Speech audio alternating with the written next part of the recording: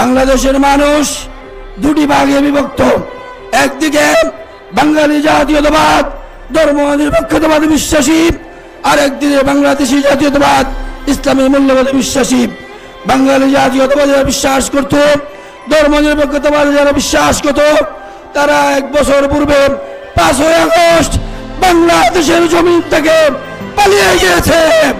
ভাইয়ার আমার, ওই স্বৈরা শাসক ফ্যাসিস্ট হাসিনা পালিয়ে যাওয়ার পর বাংলাদেশের মানুষ আজকে বাংলাদেশি জাতীয়তাবাদ এবং ইসলামী মূল্যবোধে বিশ্বাসী ব্যানারে ঐক্যবদ্ধ হয়েছে।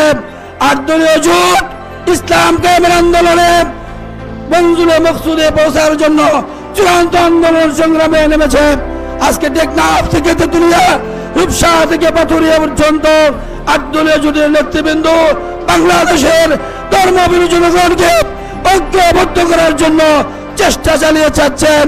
তার চূড়ান্ত পরিণতি হলো আগামী দিনের সংসদে ইসলাম কায়েম করতে হবে, ইসলামী আইন সেখান থেকে চালু হতে হবে। এই সংসদ থেকেই আইন চালু করতে চাই।